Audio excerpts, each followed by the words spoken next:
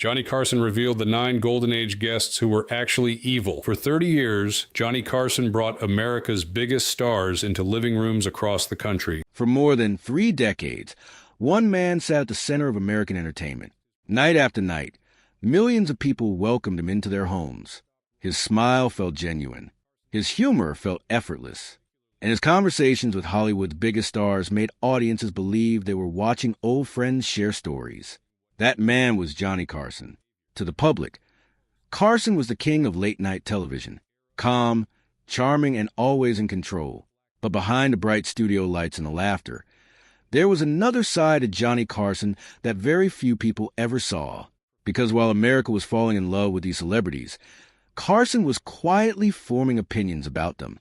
And according to people who worked closely with him, some of Hollywood's most beloved stars ended up on a private blacklist he never intended the public to see. These weren't simply difficult guests. They weren't people who arrived late or demanded extra attention. According to Carson, some of them were genuinely unpleasant human beings, people whose public image looked nothing like the person who appeared behind closed doors. The audience saw legends. Johnny saw something else. And the stories he later shared paint a very different picture of Hollywood's golden age. One former producer who spent years working alongside Carson once described the contrast perfectly. On camera, Johnny was always a professional. He could make even the most awkward guest feel comfortable. But the moment the show cut to commercial, he sometimes leaned toward the staff and quietly revealed exactly what he thought. And those opinions could be brutal. Some celebrities impressed him. Others left him deeply disappointed.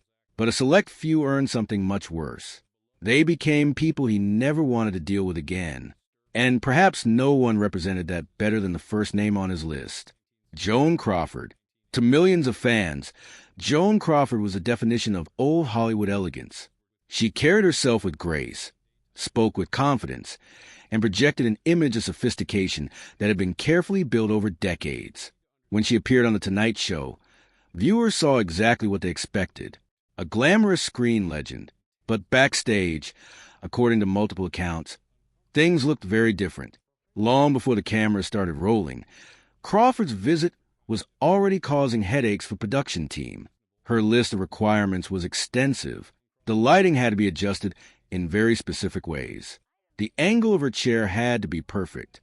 The temperature of the studio reportedly needed to remain within an incredibly narrow range. Nothing could be left to chance. At first, the staff assumed they were simply dealing with another perfectionist celebrity. Then things escalated. According to several people present that day, a young production assistant entered Crawford's dressing room carrying something she had requested. Instead of thanking her, Crawford allegedly unleashed a verbal attack so harsh that nearby staff members stopped in their tracks. The assistant was young, nervous, and just beginning her career. She left the room in tears. For many employees, it was a moment they realized the warm public image was entirely real. What disturbed Carson even more wasn't the outburst itself. It was what happened next. The moment the cameras turned on, Crawford transformed. Her smile appeared instantly. Her charm returned. Her answers sounded polished and effortless. It was as if the woman backstage had disappeared completely. One producer later compared it to watching someone flip a switch. During commercial breaks, she reportedly sat silently and expressionless. Then, as soon as the red light came back on, the performance resumed. Carson spent years interviewing politicians, actors, musicians, and public figures. He knew when someone was being authentic, and according to those closest to him, he never believed Joan Crawford was. Years later, when allegations about her private behavior became public through her daughter's memoir, Carson wasn't shocked. People around him said he simply nodded, because from his perspective, he'd already seen enough. But if Joan Crawford unsettled Carson because of her coldness, the next celebrity earned his dislike for a completely different reason. Fear, because according to those who worked around him, this wasn't a star who intimidated people through silence. He intimidated them through power. And that star was Frank Sinatra. On television, Sinatra and Carson appeared perfectly friendly. The conversations flowed naturally. The audience saw mutual respect. But backstage, staff members described a very different atmosphere. whenever Sinatra arrived. The singer rarely came alone. He often traveled with a large entourage. Crew members remembered groups of men standing around the studio, creating an environment that felt tense and uncomfortable. People lowered their voices. Conversations became shorter. Everyone seemed more careful. According to longtime staff, the tension wasn't imagined. Sinatra had a reputation for treating certain employees harshly if he felt they had crossed him. One story became especially memorable among those who worked on the show. A floor manager approached Sinatra with a routine production reminder before a segment. Nothing unusual. It was standard procedure. But according to witnesses, Sinatra reacted aggressively. The exchange left the employee visibly shaken. When Carson learned what had happened, he was furious, not because a production mistake had occurred, because he believed no one deserved to be treated that way. For Carson, one rule mattered more than fame, ratings, or celebrity status. Respect the people doing the work. And according to several accounts, Sinatra repeatedly failed that test. The audience never noticed. The cameras never revealed it. But behind the scenes, Carson's opinion of the legendary singer was changing, and not for the better. The more he observed, the less impressed he became, because talent was one thing, character was another, and in Carson's world, the second mattered far more than the first. But Sinatra wasn't the only legendary figure who tested Johnny's patience. The next guest brought an entirely different challenge, a man whose brilliance was undeniable, yet whose ego had grown so large that many believed he had stopped recognizing limits altogether. His name was Orson Welles, and every appearance seemed to become a battle for control. Orson Welles was the kind of guest most talk show hosts dreamed about. He was brilliant, charismatic, a living legend whose name was permanently connected to some of the greatest achievements in film history. Whenever he appeared on television, audiences expected something memorable, and they usually got it. But according to people who worked behind the scenes of The Tonight Show, Welles brought a challenge unlike any other. The problem wasn't his talent. The problem was that he seemed convinced normal rules simply didn't apply to him. Every guest on Carson's show had time limits. Segments were carefully planned. Questions were prepared in advance. Everything was designed to keep the show moving smoothly. Most guests understood that. Orson Welles often didn't. Or perhaps he simply didn't care. Writers would spend hours preparing material only to watch Welles dismiss it moments before taping. Entire interview outlines were reportedly ignored. Questions were rejected. Topics were changed without warning. And once the conversation started, keeping him on schedule became nearly impossible. Staff members recalled occasions when Welles continued talking long after his allotted time had expired. Subtle hints from Carson were ignored. Signals from producers meant nothing. The interview would continue until Welles decided it was over. For a host who valued timing and structure, it was incredibly frustrating. But what bothered Carson even more was Welles' attitude toward the people around him. Several staff members later claimed he often treated assistants and junior employees as if they barely existed. Instead of speaking directly to them, he would sometimes refer to them indirectly, even when they were standing only a few feet away.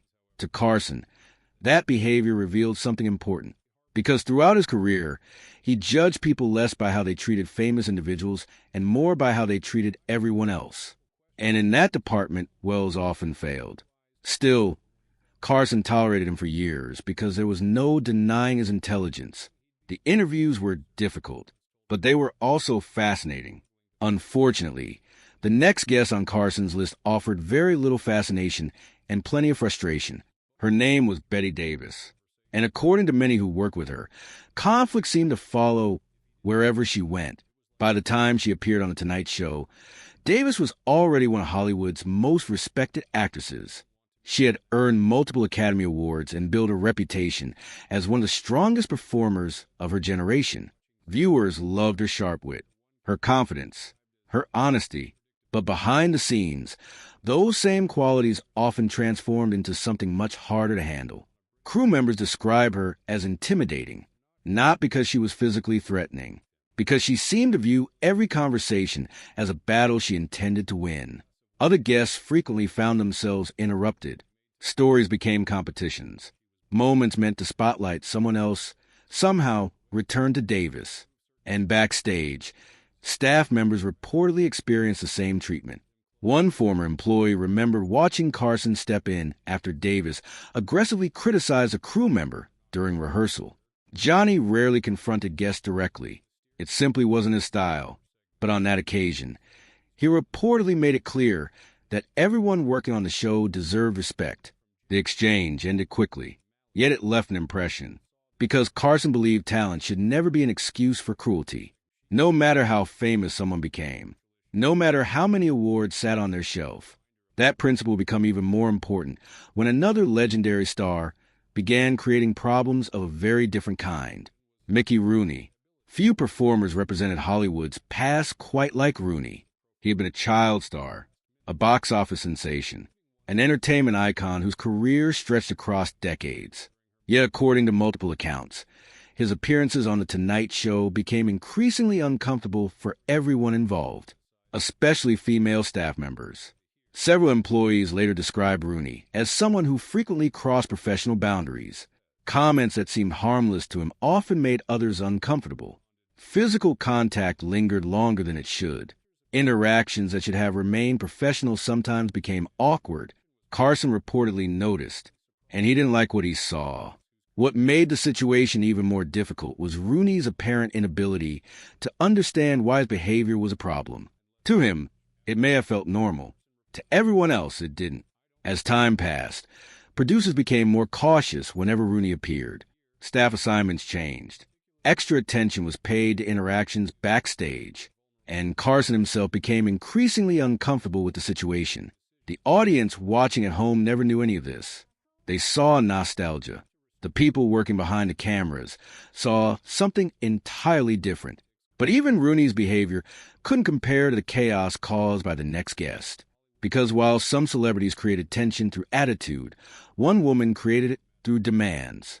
Her name was Zsa Zsa Gabor, and according to Tonight Show veterans, preparing for one of her appearances sometimes felt like planning a royal visit.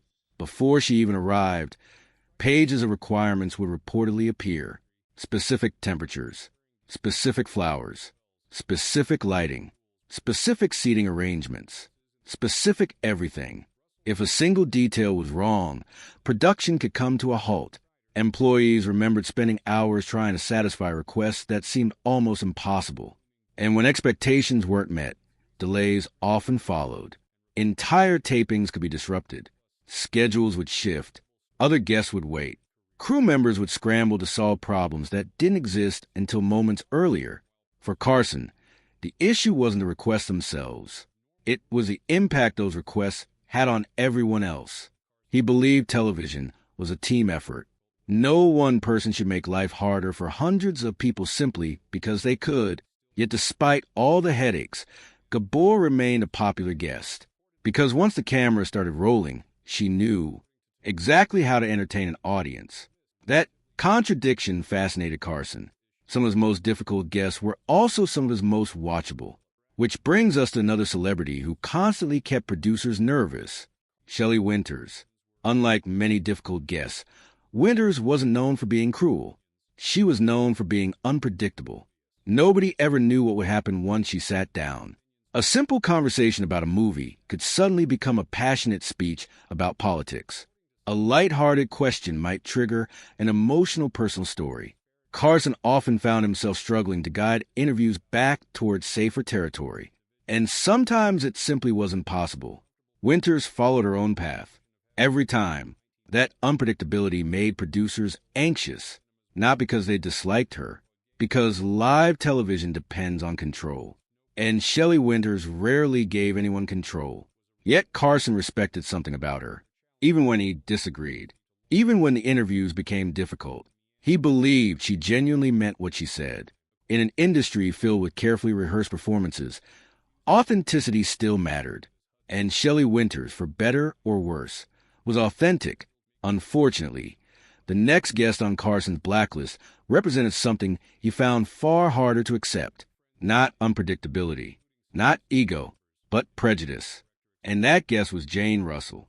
By the 1970s, Russell was already a Hollywood legend. Yet according to several former staff members, her backstage comments increasingly created tension. Carson had friends and colleagues from every background. He valued loyalty, professionalism, and fairness. So when guests allegedly directed offensive remarks toward staff members or targeted certain groups, he took it personally. According to insiders, Russell's comments eventually crossed a line Carson wasn't willing to ignore. And unlike many situations where he remained diplomatic, this was one of the few times he reportedly supported reducing a guest's future appearances. It was a rare decision, but it reflected a belief he carried throughout his career. Fame should never place someone above basic decency. And finally, there was a name many insiders claim Carson disliked more than any other: Jerry Lewis. The comedian was beloved by millions. His charity work earned widespread admiration. His success was undeniable. Yet behind the scenes, stories about Lewis painted a very different picture. Crew members described frequent outbursts, arguments, public humiliations, moments where employees were treated as though they barely mattered. Several people who worked with Carson claimed Lewis often behaved as if everyone around him existed solely to serve his needs. And unlike some difficult celebrities who reserved their worst behavior for staff, Lewis reportedly clashed directly with Carson himself. That was unusual, very unusual. Johnny Carson spent decades handling difficult personalities. He knew how to diffuse tension, how to avoid conflict, how to keep interviews moving. Yet Lewis seemed capable of pushing even Carson's patience to its limit. According to those closest to the host, what bothered Carson most wasn't the behavior itself. It was the contradiction. The public saw a compassionate entertainer. The private reality appeared very different. And Carson hated hypocrisy, more than arrogance, more than eccentricity, more than difficult personalities. If someone presented one face to the public and another to everyone behind the scenes, it immediately caught his attention. That, according to many who knew him, was the real reason these names ended up on his private blacklist. Because Johnny Carson understood something most viewers never could. The camera only shows what people want you to see. For 30 years, celebrities sat across from him and revealed carefully crafted versions of themselves. But Carson wasn't watching performance. He was watching everything that happened before it, after it, and in between. He paid attention to how stars treated assistants, how they treated makeup artists, how they treated waiters, drivers, pages, and crew members. Because in his eyes, that's where character lived, not under studio lights, not during rehearsed interviews, but in those moments when nobody important seemed to be watching. And perhaps that's why Carson's private opinions still fascinate people today. He wasn't judging celebrities based on gossip. He was judging them based on what he personally witnessed. The side of Hollywood that audiences rarely saw.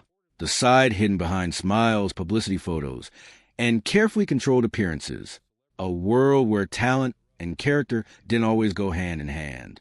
And where some of entertainment's biggest icons looked very different once the cameras stopped rolling. For Johnny Carson, that lesson never changed. Fame could make someone powerful. It could make someone rich. It could even make someone beloved. But it could never hide who they truly were forever. Eventually, the mask slipped, and when it did, Johnny Carson was often one of the first people to notice